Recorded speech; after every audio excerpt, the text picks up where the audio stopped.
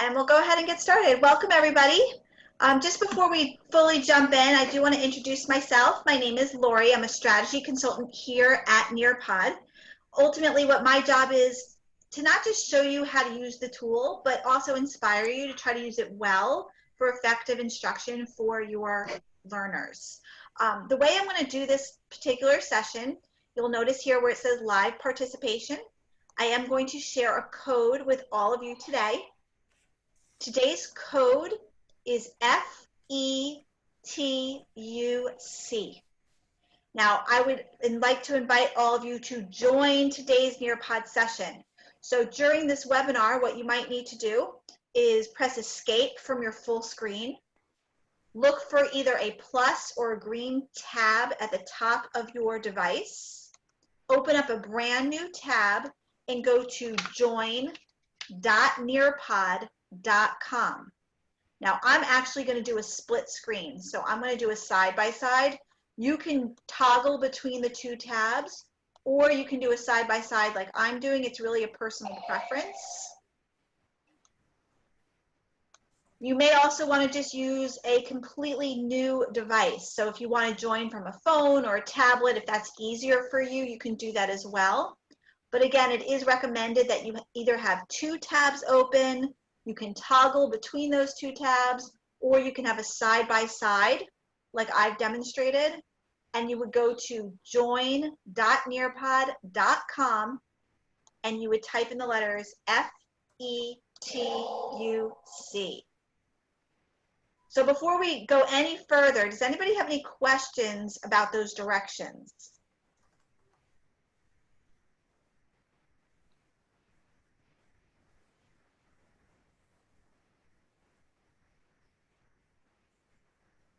All right, I'm hoping with the quiet and the silence, you are actively trying to get in and you don't have any questions. So I can actually look and I can see so far that there's actually 14 of us who have successfully joined the lesson. So we're still waiting for about 14 more. So I'm going to leave the code up. If anybody has any questions, don't be shy. We're a small group. I'm happy to make this as casual as we need this to be. The more questions you ask, the more I'm going to really be able to help you specifically.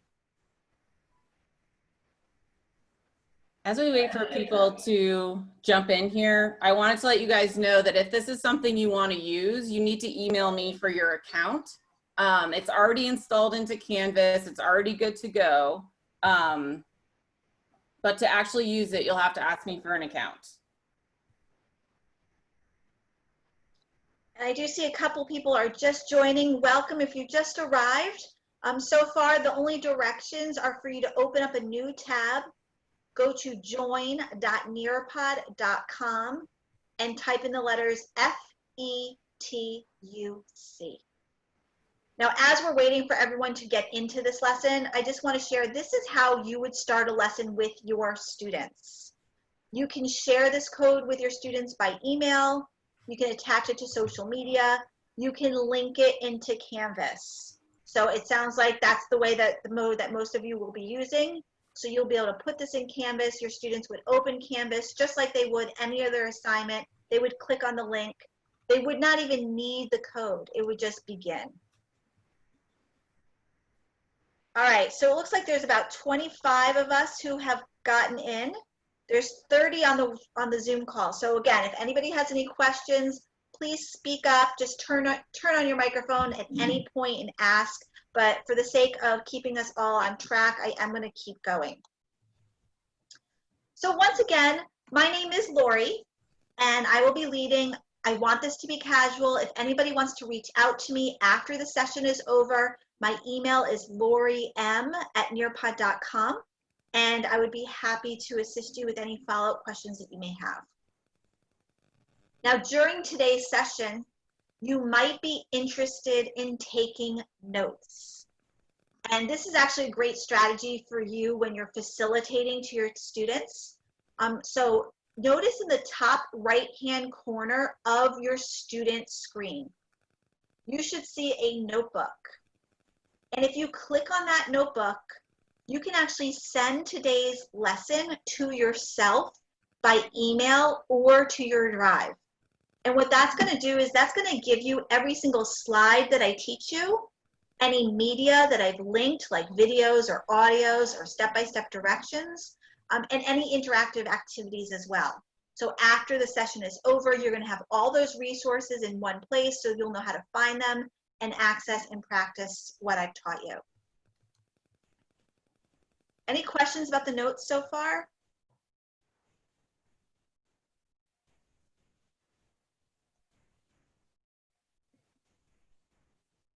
Okay. Now, another thing that you're going to notice is that I have that split screen. And here on the right side represents the student's view of the lesson. On the left side, it looks a little different. I'm going to go ahead and close up the code. So notice how on the right side, it's asking which of the following best describes your familiarity with Nearpod. And then on the left side, I can actually see student responses as it comes in. So this is a great way to really take a pulse of your students, let them know what they're thinking and feeling about a topic. So it does look like we do have a few of you who've actually used Nearpod before. We have Anne, who's not really sure what it's all about. We have Nydia, who's completely like, what is this? I have no idea. And then a couple of you in between. And don't worry, you've come to the right place. I'm going to tell you all about it. And my hope is that you're inspired to maybe try using this in your classrooms, whether it be in a traditional setup, distance learning, or a hybrid of the both. So I'm going to go ahead and share back results. And it does look like, in fact, we have a pretty balanced group here between not knowing what it's about, using it before, and there was even a few of you that didn't respond.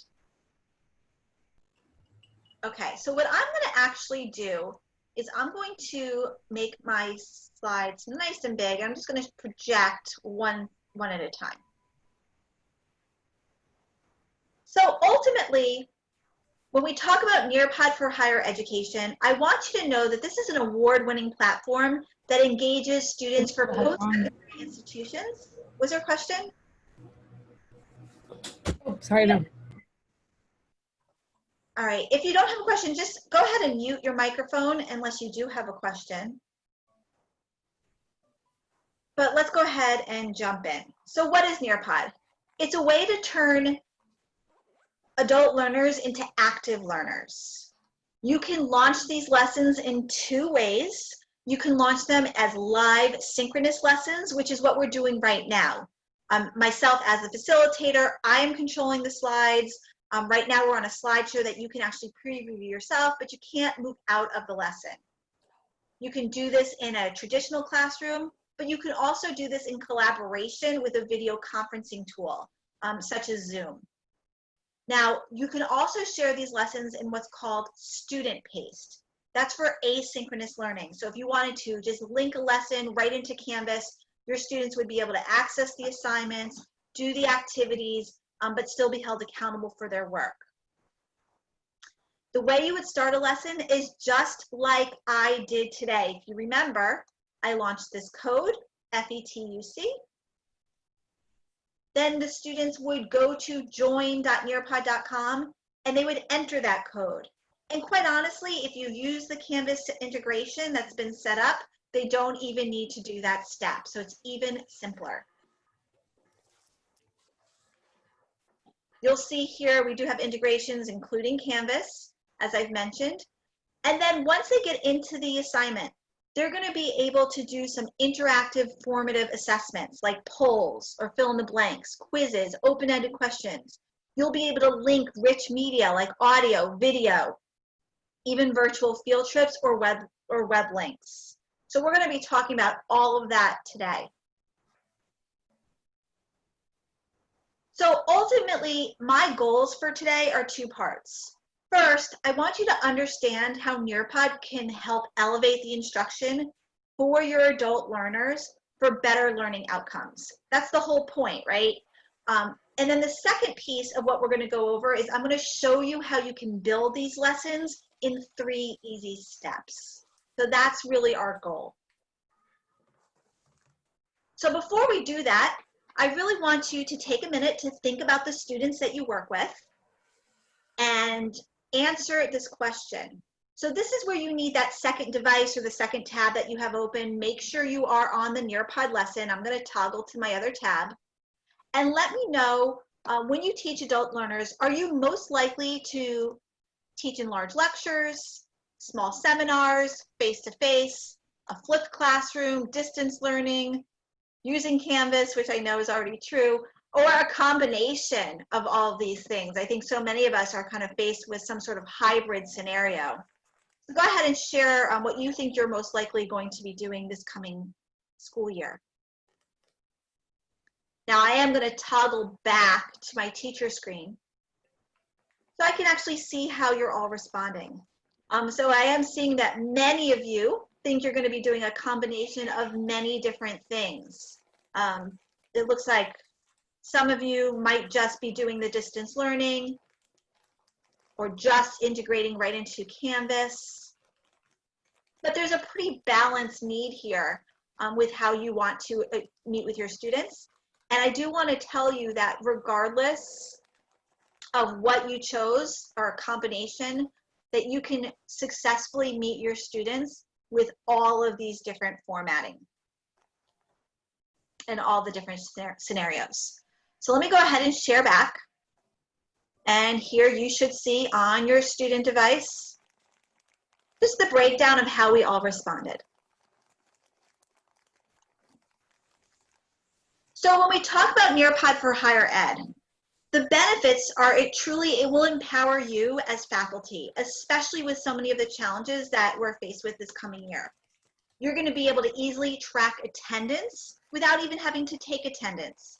You'll notice here at the bottom corner, I see there's 30 of us who have joined. Not only do I know the attendance of who has joined, but you'll notice there's a little green dot to let you know that the students are actively participating.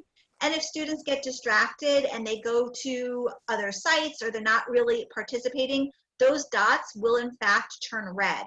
So it's a great indicator to you who's really with you and who might not be 100% engaged. You're going to be able to check the pulse of your class with these ongoing formative assessments that you're going to see.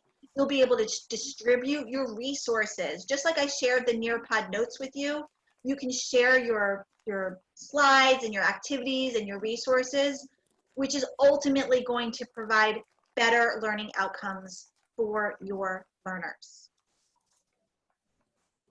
Now, another thing that's important to understand is that Nearpod is not just one more thing, that it actually integrates with all of the things I know you're currently using.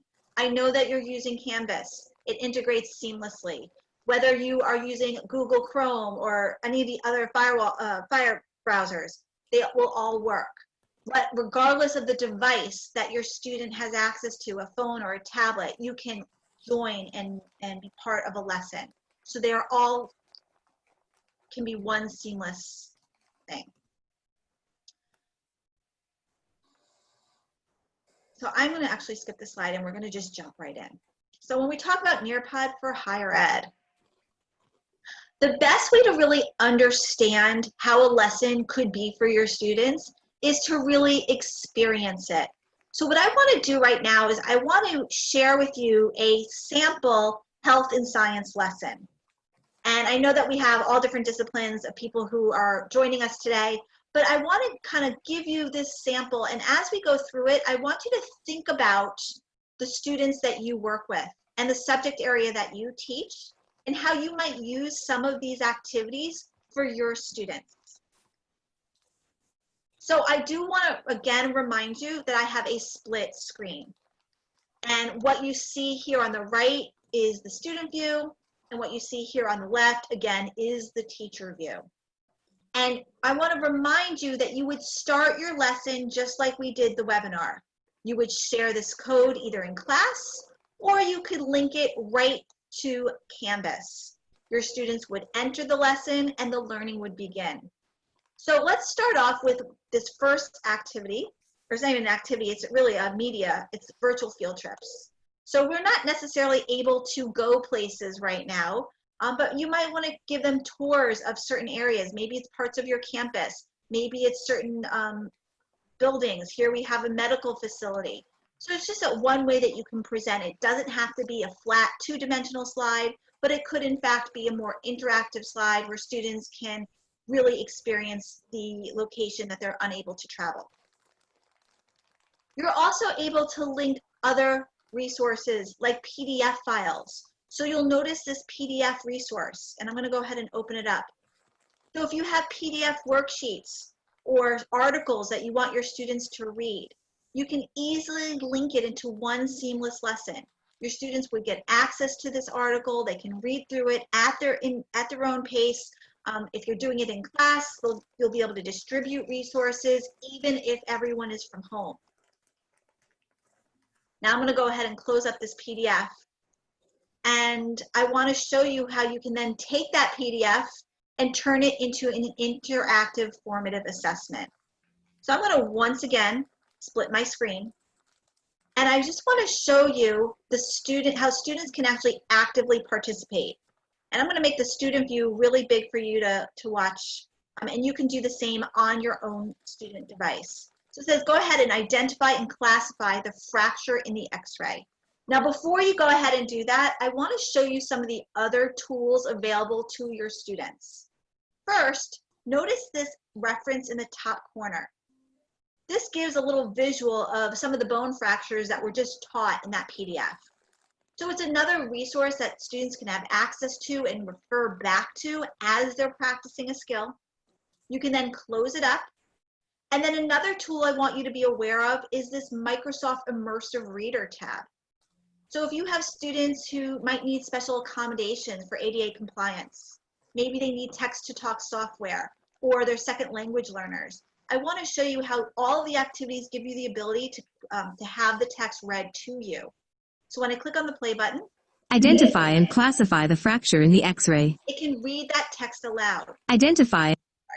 The student's going to be able to change the voice speed or voice selection, change the text size to larger or smaller. So if you do have students that need those special accommodations, they're already built in and available for students. You can change the visual background. You can even click on this reading preferences to change and translate into other languages. We do have over 60 different languages here. I'm going to go ahead and I'll just put it on Spanish for now. I can change it for one word, or I can change an entire document. Identifique y clasifique la fractura en la radiografía. So again, just know that these accommodations are built in to all the activities. Now you'll also notice at the bottom there's tools. So if we are identifying a fracture, notice that you can actually adjust the width, length, and color of what you're drawing. Students can draw directly on the text. They can even type. They can change the type size or the type color, and then they can enter in whatever it is that they want to enter in, and they can move that text to the right location. They can import an image. So if they wanted to use the resources right at their fingertips through the internet, they can search for those images. They can bring those into the image as well. So I want to give you an opportunity really just to explore some of these tools and really think about how you might use this during your learning. Now, some examples for higher ed would be something like this, giving them a diagram to fill in or to find. Maybe a Venn diagram to take notes in. Maybe you actually import an article where you want your students to highlight and annotate on text. Now, as you're exploring this tool, I'm going to make the teacher screen bigger because I can actually see what everybody is doing in real time.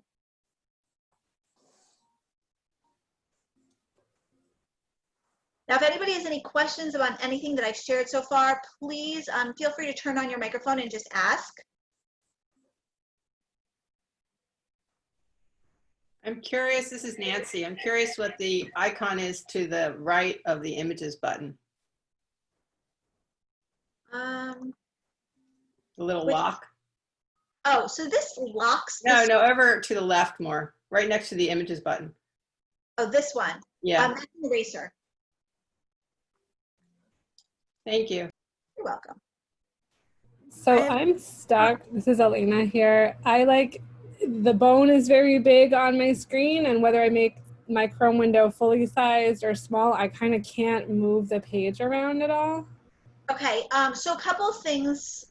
Notice if the directions are blocking the image, there's a little blue arrow. Mm-hmm. That should lift it up.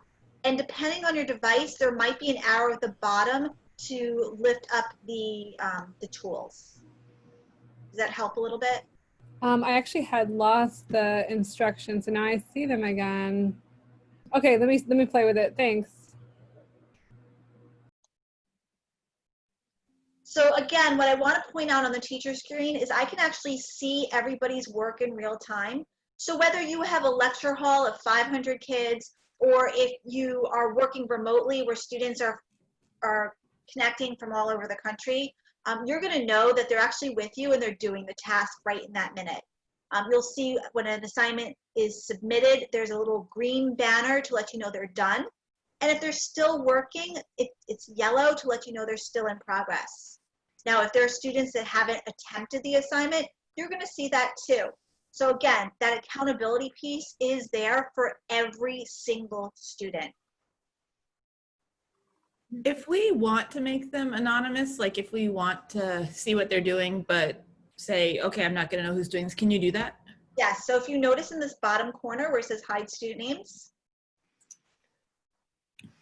it's completely anonymous. The other thing that's important is remember what I'm showing you right now is only the teacher view. So students are only going to see the activity. You don't have to choose to share the teacher view when you're teaching. So if you're in a classroom setting, you can have it right in your hands and you can be walking around and giving your lecture and you're the only one seeing the teacher view. If you are teaching remotely, you don't have to share your screen. If you unshare your screen, let me go ahead and stop my sharing. I can still see the responses, but you don't necessarily see it. You will see the other students' faces to keep them engaged. But for the sake of today, I am going to share my screen. Okay, I will give you about 30 more seconds, so if you are still in progress, please send it over. Now, what I want to also let you know is not only are you getting this real-time feedback, you will also get all of this data in your post-session reports. So if you're going to want to look at student work after class is over, you're going to be able to take a closer look, see if your students are really understanding and what you want to do next for your next class. I'm going to go ahead and share back. Here we have. I have a quick question on that locked sign. So what does that do? So that just locks the screen in place on certain devices. I think like on tablets, if you want like a horizontal or vertical lock. Okay. All right, I'm gonna go ahead and share back responses. So here we have one student who not only found the break, but shared how it happened. Kind of cute. But again, this is a nice way to start conversations and really build community even when you are from a distance. Sharing other students' work, you can choose to share one or a few or none and just keep teaching. All right, just to show another activity, I'm going to once again make it large for the student view, just before we, go ahead. I have one quick question for you.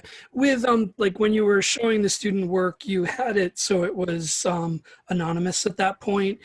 Would it show the student name when you were displaying the work of whose work that was? If that It's always anonymous. When anything that students see will always be anonymous. Great, thank you so much.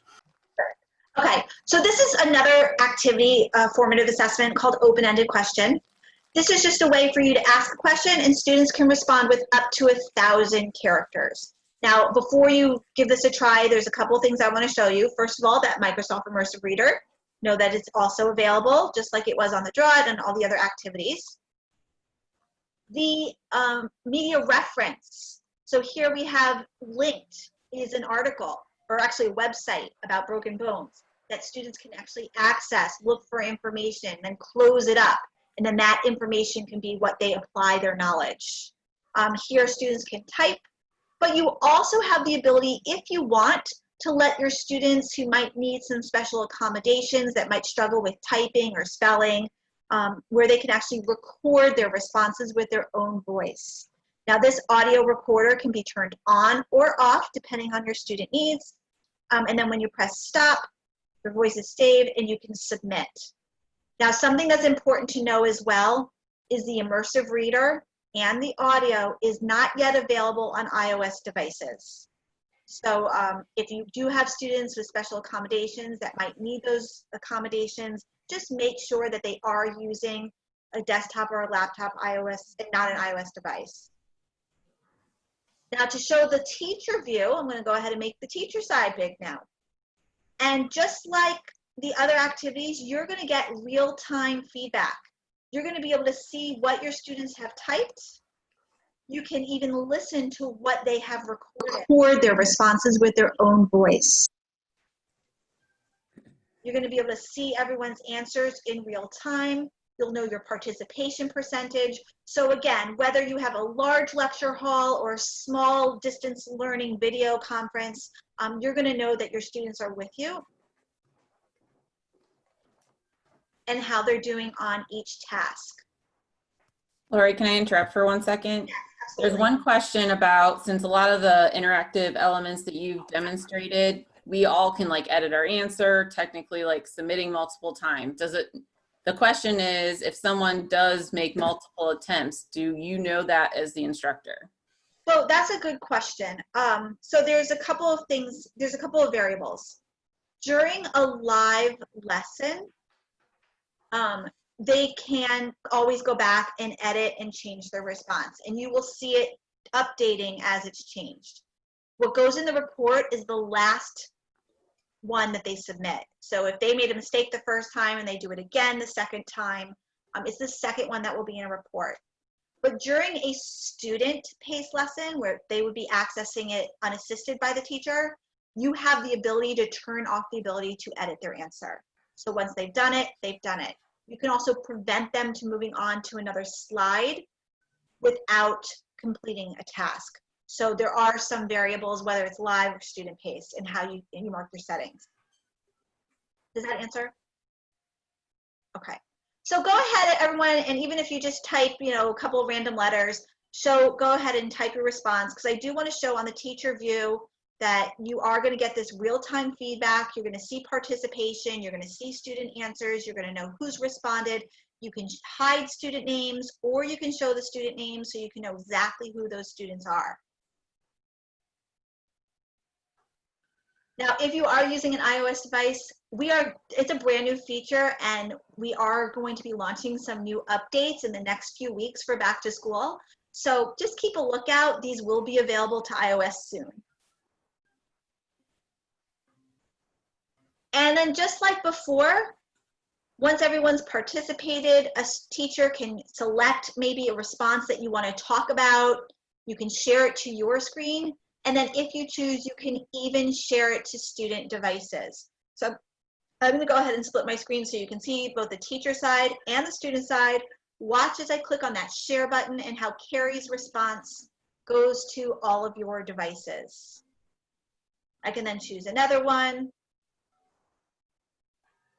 Click on the share button, and they, again, link in sync.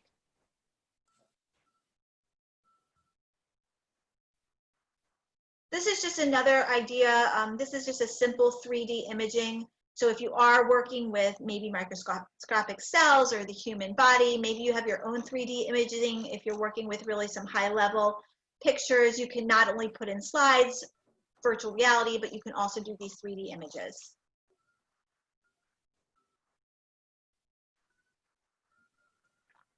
This is another one that you can help to check for comprehension.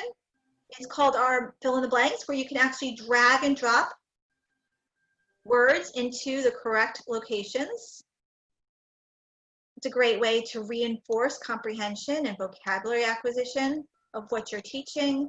I'm going to just guess today. I'm not even reading it, but when I click on done, I will get a score, and I got 1 out of 7.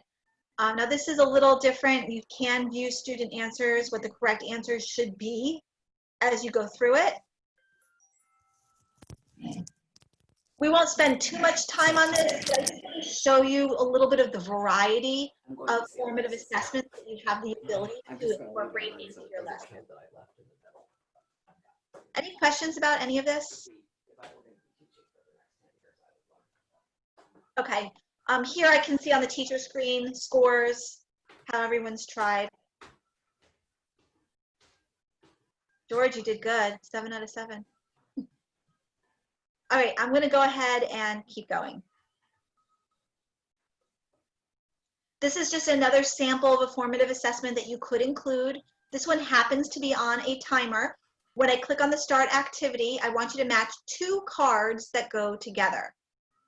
If you're correct, the cards will turn green, and if you're incorrect, the cards will turn red. Now, if you cannot see all the cards, again, click on that blue arrow, it will lift the directions. But let's see what your bone structure knowledge is.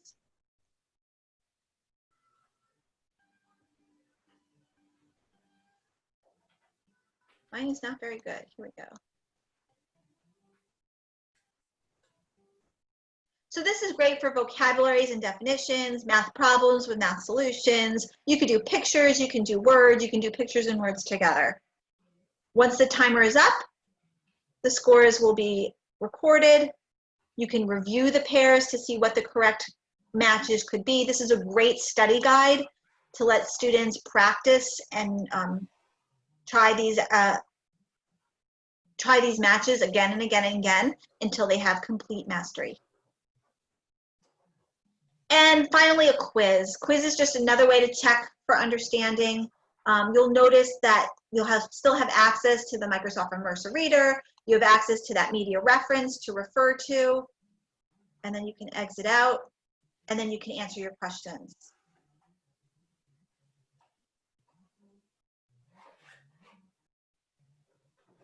And just like all the other formative assessments, teachers are going to see how your students answered. If they're correct, the answer turns green. If they're incorrect, the answer is red. So you're going to get this real-time feedback to know my students are understanding and you're ready to move on. Maybe they're not understanding and you need to take a step backwards and review some of that content again.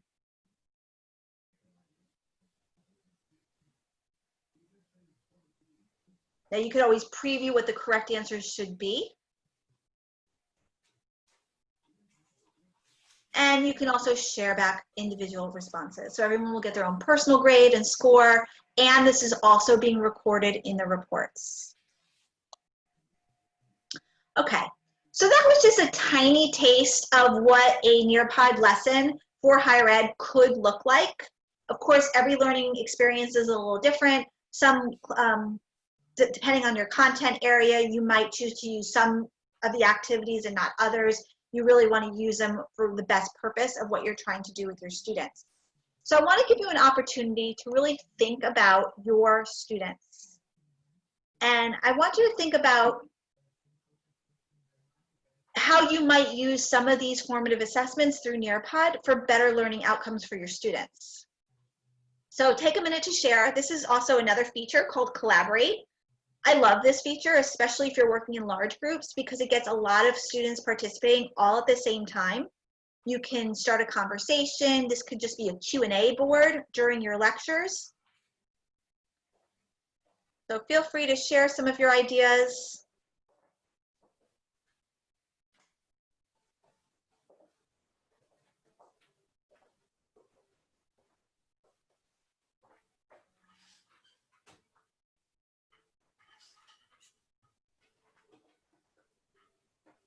You'll notice that the ideas go right to the board. Again, this is a great way to share ideas. This can be used during a live lesson, but this can also be a community board for student-paced work as well.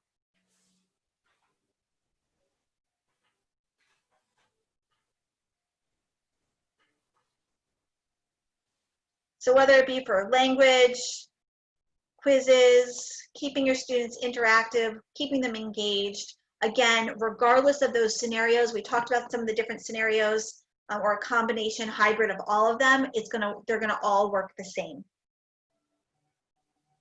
All right, for the sake of time, I'm gonna give you about 30 more seconds to respond. And then we're going to shift gears. And I'm going to show you how you can build these lessons for your students. Okay, if you are still typing, I am going to keep us moving.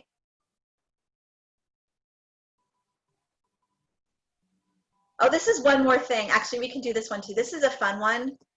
This is Flipgrid. I don't know if anybody here is familiar with Flipgrid, but Flipgrid is another educational technology company that we have a partnership with, where students can actually respond with questions through video. Now, what I'm going to tell you is Flipgrid video doesn't work if you're using your Zoom video. You can't use them both at the same time through a device. So I'm going to actually stop my camera, and I'm going to demonstrate how Flipgrid works. You could ask your students any question. What are some innovative ways you would use Flipgrid? Notice that Immersive Reader tab is available in Flipgrid as well. And then you would click on this big green plus. When you select the green plus button, it's going to ask me to log in. Let's hope this works. Okay, and then it's going to give me access to my computer. So there I am. So I can then click on this camera. I can then record my response to whatever the question or class discussion that you might be posing to your students. They can speak, they can then stop, they'll be able to watch my response, and they'll be able to take a selfie. After they follow those steps, they can post it to the community board and submit that video for not only for you to view, but also for others in the class to view as well. So if you wanted to start discussions, you want to start a debate, you can use Flipgrid as well. If anyone wants to give it a try, give it a try. If anybody has any questions about Flipgrid, let me know as well. And if you are brave enough to give it a try, I will see your face pop up on here next to me and Julie. Any questions about this? And again, not every activity is going to work for every classroom, but depending on what you're trying to accomplish, just know that there's so many different options available. Is anybody trying it? Should I give you another minute, or do you want me to keep moving?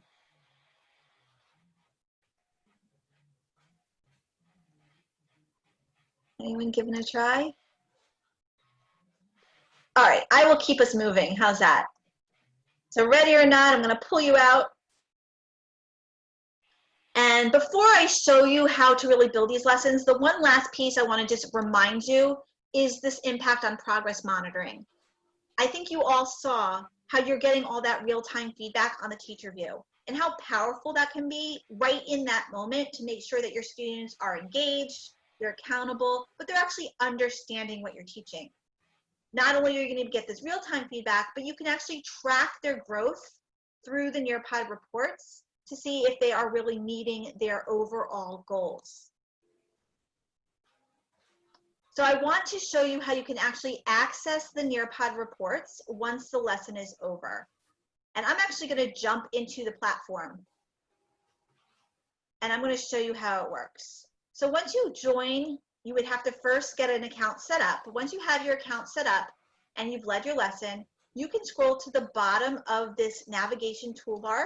Actually, they just moved it. It's now at the top. It used to be at the bottom, to where it says reports. And when you click on reports, you're going to be able to see all the student work from your lesson. It does not matter if you did it as a whole group during a live lesson, or if you just linked it into Canvas and the students did it on their own. So today is our higher ed training. Today began at 1:02. I can use this pencil if I want to call this. I can call this my section 1 class, however you refer to each class. And then I can double click to open it up.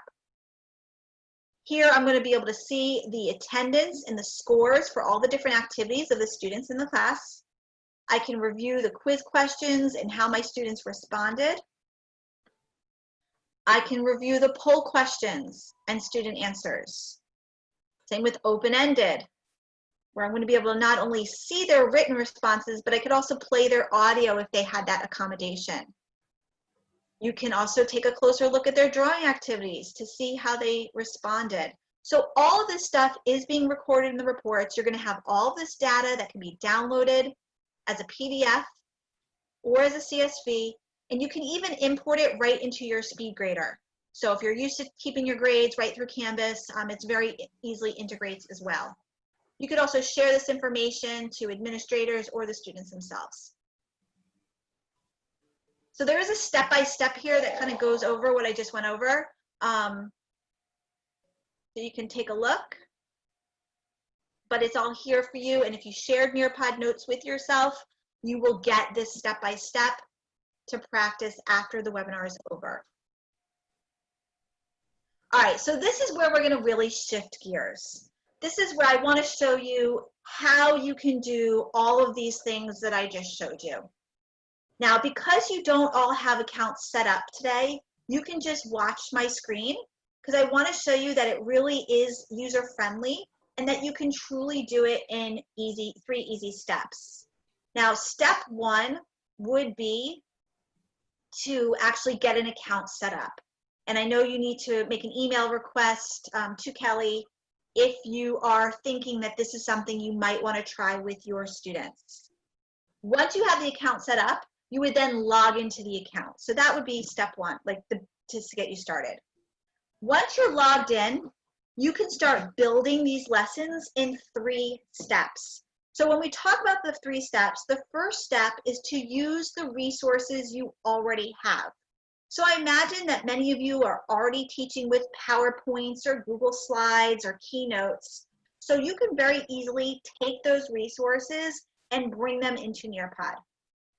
The second step would be to make it come to life with those interactive pieces. You can add audio, video, websites, virtual field trips, 3D images, all of those things that really make your lesson more engaging for students.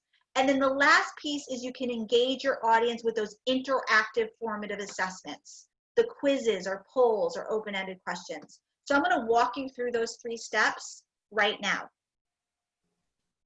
So step 1 is to import your personal files. Now there are 2 ways that you can do that. One would be through Nearpod and bringing in PowerPoints or PDF files or Google Drive. And then the other way would be to actually build right within your Google Drive. And that would be by using what we call our Google Slides add-on. I want to take a few minutes to discuss both of those options, and you can decide which way you think you're more likely to build.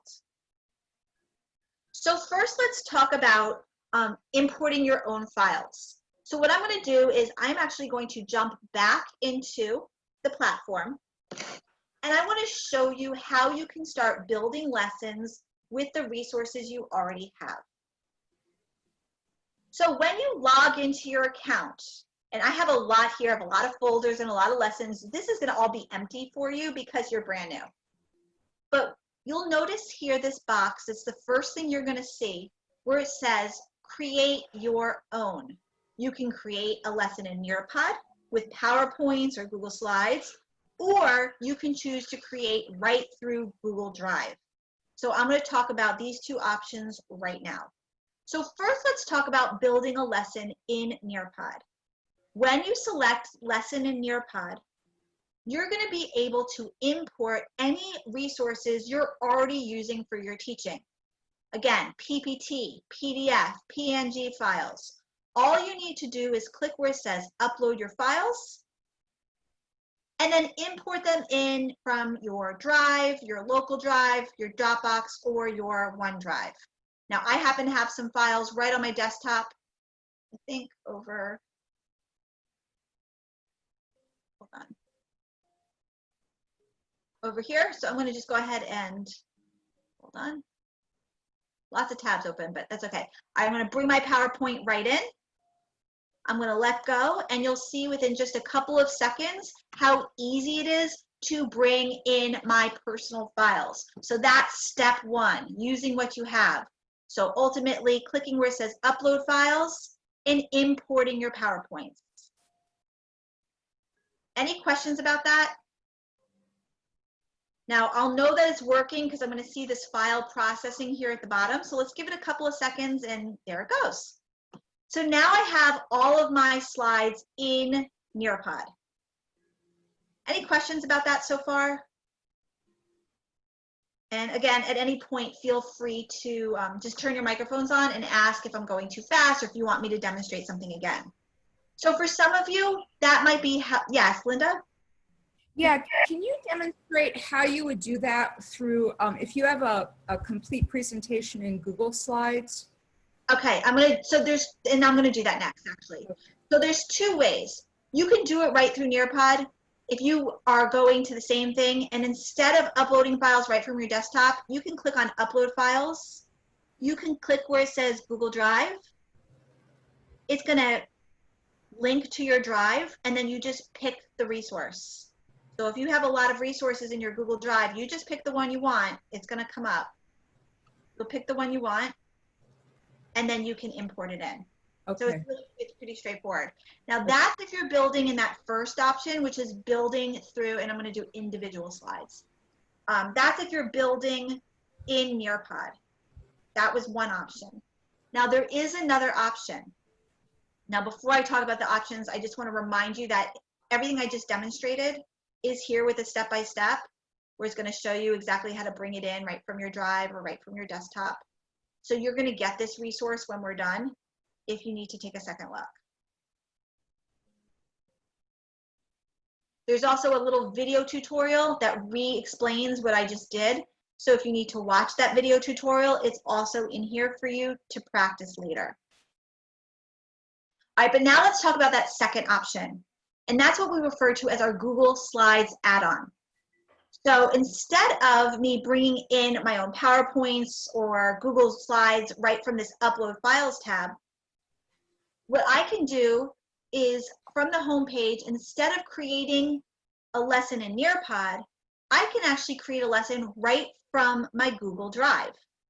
You'll notice when I click on Google Slides, it's going to bring me to my Google Drive. Now, the first time you do this, it's going to ask you for access. Does Nearpod have access to your Google Drive? It's safe to say yes.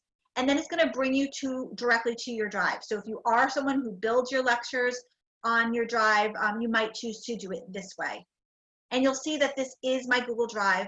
Now, the first thing you're going to have to do, and it does give you the directions, is you're going to need to install the Nearpod add-on. And if you're not familiar with how to install an add-on, you would click where it says add-ons at the top. You would click where it says get add-on, and you would put in the keyword Nearpod. When you put in Nearpod, you'll see it. You can install it. Now mine is already installed, but once it's installed, you can click on add-ons. You're going to see Nearpod. You can click open Nearpod. And this pop-up on the right will come up. Now, if you already have existing Google Slides, it functions the same way. So you don't have to start from scratch. You can just go into one of your existing Google Docs, click on where it says add-ons, and then you can actually start adding different features like a collaborate board or the Flipgrid activity. You can add open-ended questions or add quizzes.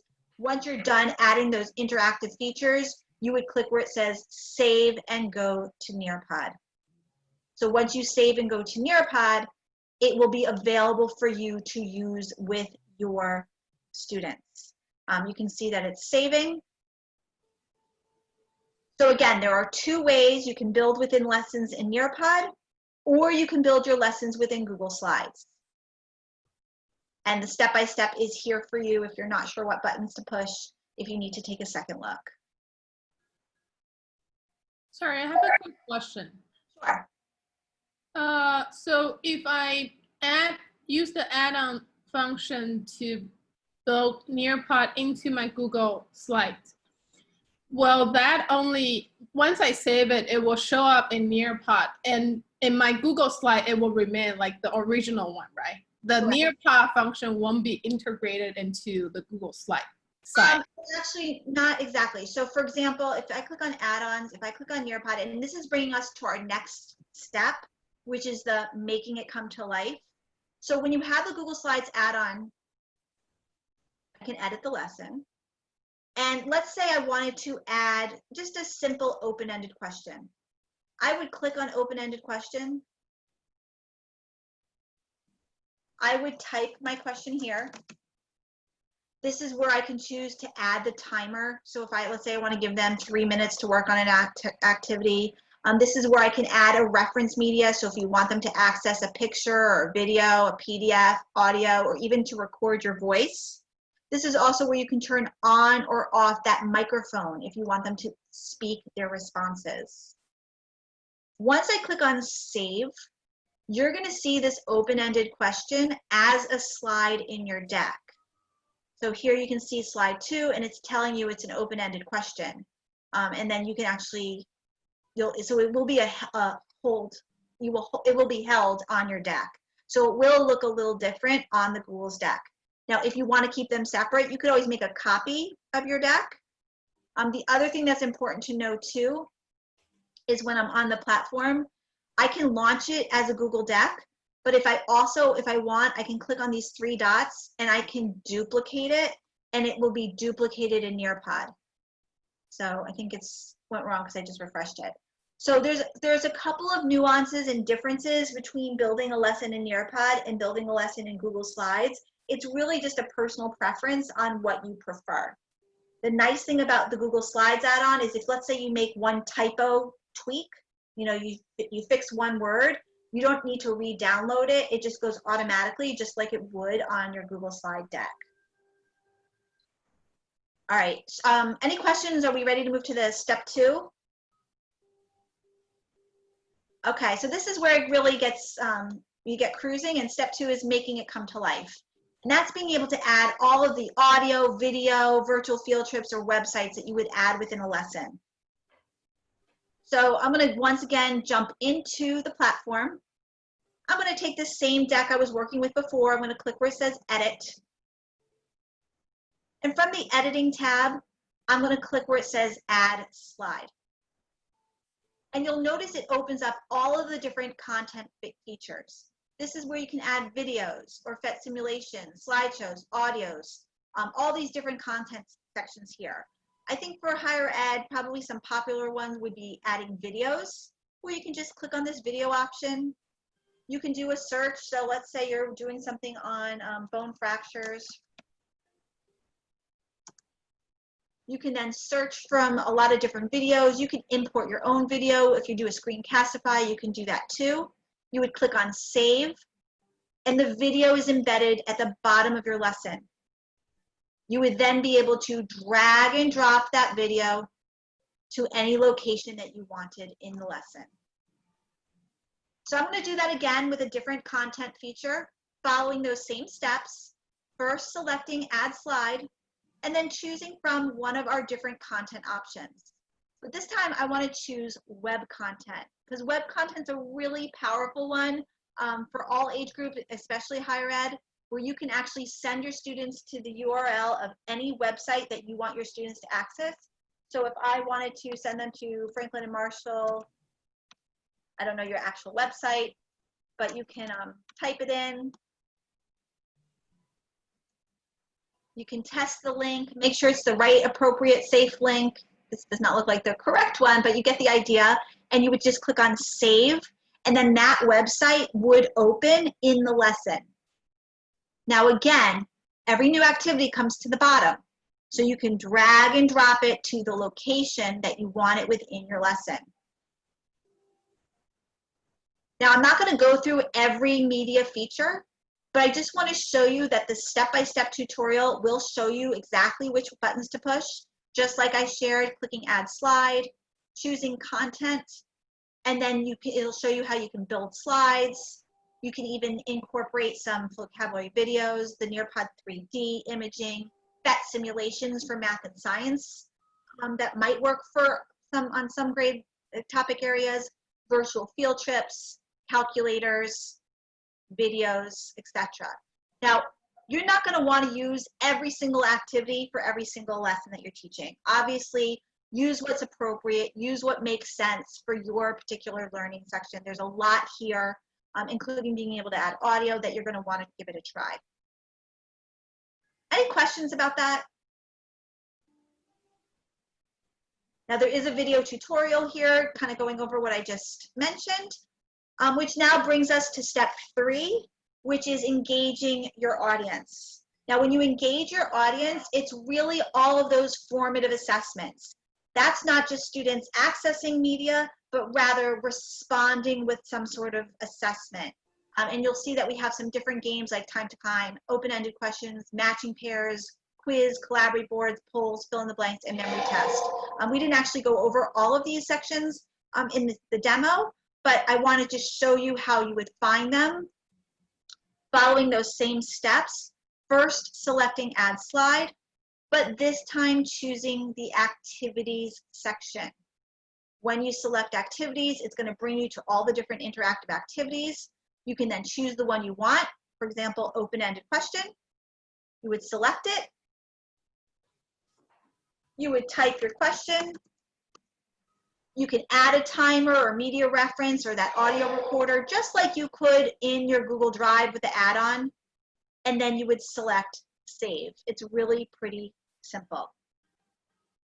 Now, I know that kind of brings us to the full hour, so I want to be considerate of everybody's time, but I do want to give you an opportunity to ask questions about any of those 3 steps of bringing in your own resources, making it come to life, and then engaging your audience. If there's any particular feature that you're interested in the content section or the activity section that you want me to demonstrate, I'm happy to do that as well. And then Kelly, if you have anything specific that you want to add, feel free to jump in. But again, I do want to be considerate of everybody's time. Can you just go over the drawing one quick? Because I know a lot of people like that one. Sure. Okay, so when it comes to the drawing, there's a couple of things you can do. The quickest, easiest way is to take one of your PowerPoint or Google Slides and convert it into a drawing activity. So let's imagine slide 9, I want my students to draw on. First, I would highlight it orange. Notice in the top right-hand corner where it says convert to a draw it, I can just click to convert it into a drawing activity. I would say yes. And now it's a drawing activity. And I know that it worked because it has that little circle tab and lets me know it's now a drawing activity. Now I'm going to go ahead and preview it. And when you preview, you can see exactly how it's going to function, just like we explored today. I can use the tools, I can change the colors, I can circle keywords, I can highlight, annotate, whatever it is right on that text. So that's one simple way. Now, another way you can create a draw it would be following those steps that I told you before. First, selecting add slide, going to the activity section because it's a formative assessment where students would have to respond, and clicking where it says draw it. From the draw it activity, I can then bring in my own background images, so I can just click on upload and then I can import my pictures that way. So those are 2 different ways to ultimately do the same thing. Any others that you want me to demonstrate? That was the only one I heard in the chat. I think for the sake of time too, let me just mention that what we didn't get to today was how to integrate it into Nearpod. So let me just kind of quickly go over that, or how to integrate it into Canvas. So let me quickly go over that. So remember, you do need to ask me for an account. So please email me for an account. It is already installed in Canvas, so there's nothing you need to do there. There are going to be 2 main ways that you can use it in Canvas, and they're both going to be if you want it to be a student self-paced activity. So they're going to do it on their own time. One would be as if you want it as an assignment. So you'd want it to be part of the grade book. You'd want to be able to almost filter out their responses as you would a discussion. And then the other way would be if you just want it to be an activity that they can do on their own time. So I'm going to bring your attention again to this website because I've already have those directions there for you. And the images you'll see there are our Canvas, so it should look very familiar to you. But either way you do it, you're actually doing it as an external tool. The other thing I want to mention, if you do want to use it Nearpod via Canvas, is if you make a change to your Nearpod, you are almost going to have to reselect that Nearpod in Canvas because it's not going to know you've updated it essentially unless you almost reselect it. And the other thing I want to mention, which Laura, you might be able to point out, is there is a little part of Nearpod once you have your account where you have some setting options. And there are some things in there that you might be really interested in because this is where she mentioned like forcing them to like they have to answer before they move on. There's another setting which I think you guys all would like. One of the things you guys like the most about this is that collaborate board where you throw up all the little sticky notes. If you want that to be done in a self-paced environment, then there is a setting you need to turn on in your own account. So I don't know if you can show that, Lori. So they can see a visual. So when you're in your account, so once you have an account set up, you'll see your personal avatar. I'm in the top right corner. Whoops, I keep getting pop-ups. All right, okay. So you can click on this personal avatar and you're gonna see where it says lesson settings. In the lesson settings, this is where you can turn the immersive reader text-to-talk accommodation. You can turn it on or off. This is where you can turn student notes. If you want your students to get access to your slides, you can turn that on or off. If you want students to be able to see the results in the student pace quiz, so if you're giving them an assessment, student pace, and you want to you can turn that on and off. Somebody was asking about resubmitting, and remember I said there's some variables there, if it's live or student paced, but here's where you can turn it again on and off. Same with the collaborate board for student pace and requiring student submission. So all of these options give you right through this advanced tab, which can be found in your personal avatar in the lesson settings. And I have those directions in that website as well, so. Now, the other thing is that I've shared above and beyond what Kelly has already shared, and you will get this in your Nearpod notes, and you can see it on my screen. This is a hyperdoc helping you set up Canvas. So it's going to tell you exactly how to do it. There's step-by-step tutorials, and there's also some videos. So the tutorials are the words and the images are the videos. So when you click on it, you can actually watch a little video tutorial, and it's going to tell you how to set up different parts of Canvas for your students. So again, make sure you share the Nearpod notes to yourself, and you will get this as a follow-up resource when the webinar is over. Some additional quick resources. There's some information here specifically on higher ed.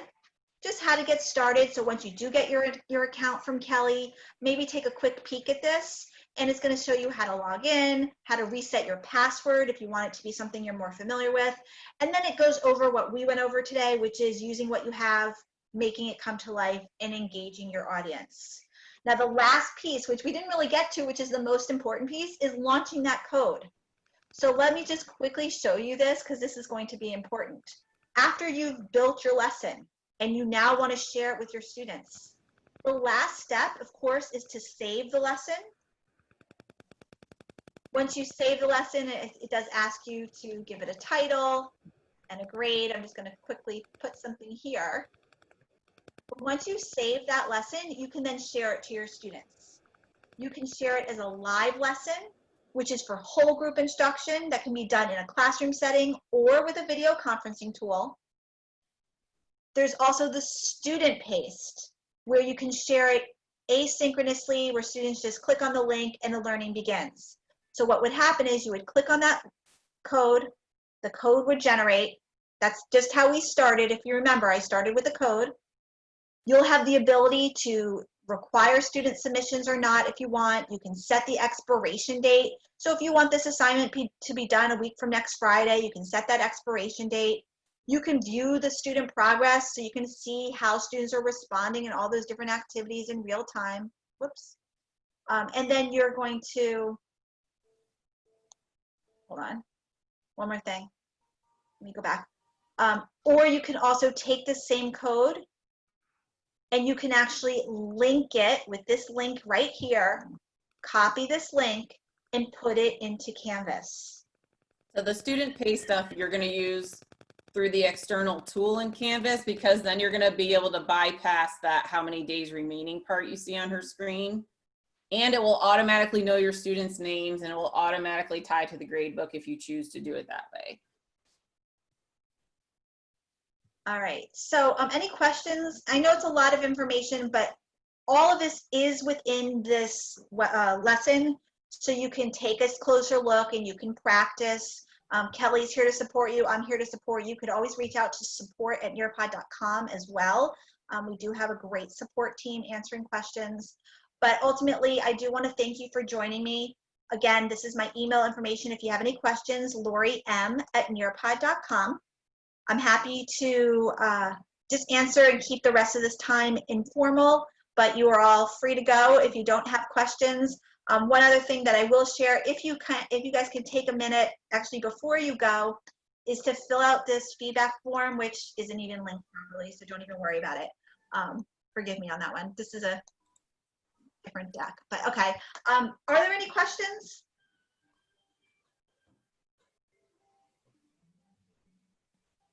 I think you had a great piece of advice to use what you already have and build off of that. I think that's a great way to start with it. And I think also, like, I showed you a lot of different features.